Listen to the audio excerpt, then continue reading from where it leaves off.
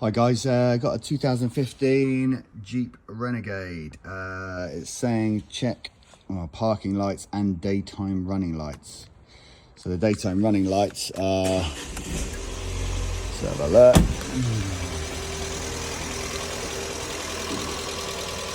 So you can see one side's working, one side's not.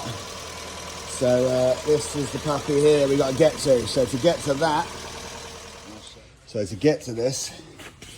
there's basically a little flap just behind here, so in front of the wheel. So easiest thing to do is just jack the car up. Obviously you can use a normal jack. I've got a lift here, so I'm just going to jack this corner up, whip this wheel off, and then I'll show you the inside. So while the wheel's on the floor, just crank them up and loosen them up. And then I've obviously got a locking wheel nut. And jack the car up so the wheel's off the floor. So that's the wheel off.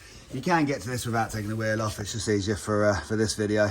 You can just turn the wheel away so it gives you an opening. But there's your little opening flap there. And that's two, looks like Phillips screws in there. So we'll just undo that.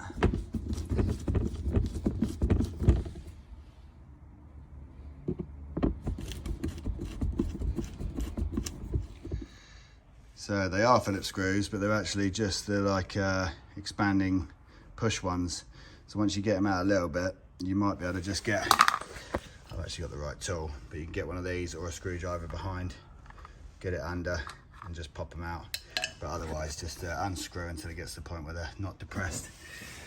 And then there's your lights inside, so you can get to your lights in here. So you've got two sets of lights at the bottom, which are these two lights here. And it's the top one on mine that's not working. So that is that one up there. So you can probably see it's got a little pull down bit on here. This little bit here you pull out, pull the bottom down. That's got that off. And then it should unscrew anti-clockwise to the point where you get that out. And that is, looks like the indicator.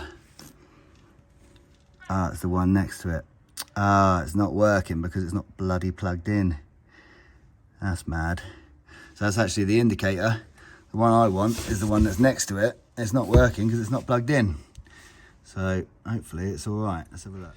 So I've actually replaced the front end on this. This was a crash damage one.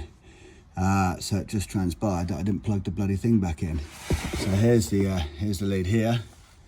I've got two leads. I'm going to plug them back in, see if it works. So as you can see now, they're the two that I've so I mean, this is a good way of, that's the one I thought was buggered, but that's the indicator.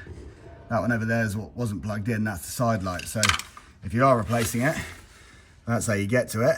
But it turns out I just didn't put the bloody switch, the lead back on. So let's see if that works. Yes, so it turns out if we don't plug the bulbs in, they don't work.